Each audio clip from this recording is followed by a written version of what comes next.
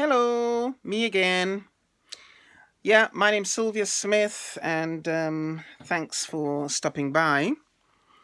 Um, I've got another bit of a rant today. It's probably not going to be an extremely excitable rant, but a rant all the same.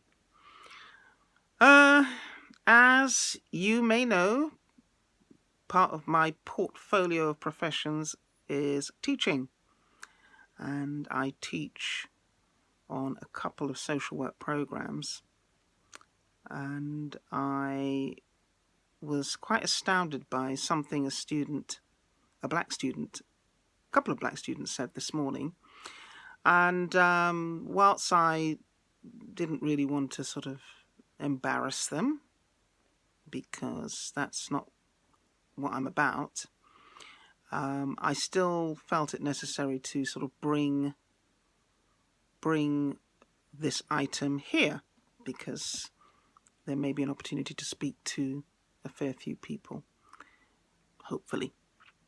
So, anyway, this morning we were talking about a task that my students are doing at the moment. They're actually observing infants. That's part and parcel of the social work skill acquisition, where you really learn to sharpen your observation skills.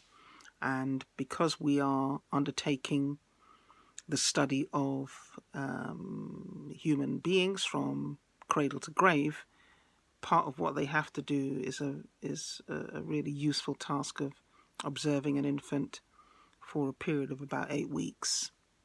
It could probably do with being a lot longer, but in in the interests of the shortage of time, at least having this experience, even if it's short, it's a useful one. Sorry if my glasses are kind of reflecting my image. Very interesting, actually.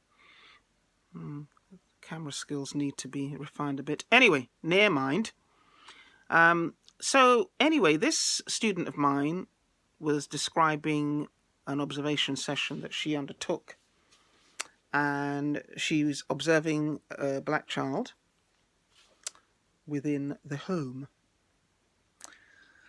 And ordinarily, I guess, I don't necessarily pay much attention to this particular matter, but it was quite stark the way it kind of revealed itself. And basically what it was, she was describing how this child looked.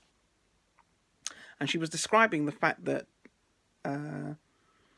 despite being one of two siblings, this particular infant has an older sibling. They present physically quite differently. And in particular, she was describing the hair of this particular infant. And for those of you who are black who may be watching this, you'll probably guess what I'm about to say. And quite possibly those of you who are Caucasian may also guess what I'm about to say. But I will say it anyway. She described this. She was kind of a bit ambivalent about how to describe the sort of texture of this child's hair. And then one of the other students piped up with, yes, what she was saying, for instance, was that the older child has what she described, and I put air quotes, as coolie hair, and this younger infant had, and she was struggling to I suppose, say something less negative, and another student piped up with tough hair. Oh, maybe some of you may think this is a fairly small thing. And I am not for 1 minute trying to suggest that I too have not been guilty of similar sort of faux pas or similar poor descriptions of us as a people. But I think that we just need to we need to be careful, we need to be clear, and we need to be less negative about some of our physical attributes, because all this does is further ingrain within us. And this may feel like too strong a way of putting it, but the self-hatred that we've manifested, possibly over centuries, no doubt has its roots in colonialism and a perceived superiority of our colonizers in that respect.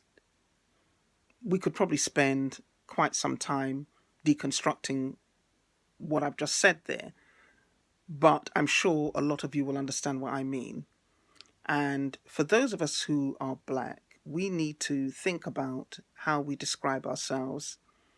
We need to think about the negative connotations that we articulate about some of our features, our attributes, and so on. I don't really want to say any more than that, really, because I don't necessarily want to be overly critical of the student who made that comment. I think it's an issue that we all struggle with as Black people. And, we need to be more thoughtful about those issues. We don't have tough hair, we have different hair. Yes, some of us have some issues with our mothers in terms of the grooming we received as small children. And, there's lots of kind of humorous stories about how we experienced our mothers combing our hair when we were little. But, that's for another time. My message today is really, we need to give more thought to how we describe ourselves. And describing our hair as tough is not helpful. And sadly, those are the kinds of things we pass on to our children, and those are the kinds of things that, strengthen the sort of negative self-perceptions that we have about ourselves. That's just my thoughts. If you have any comments to make about what I've just said, please do feel free to do so below. If you would like to subscribe, as I've said before, I don't post regularly. I usually post when I have something to say, something to rant about, or possibly something that's kind of happened in my day that I felt was worthy of a further comment. So if you want to subscribe, please do so by clicking the bell below. And I think what then that does is it alerts you whenever I post something. So have a great evening, because it is later. I'm not quite sure what time it is, but have a great evening and peace.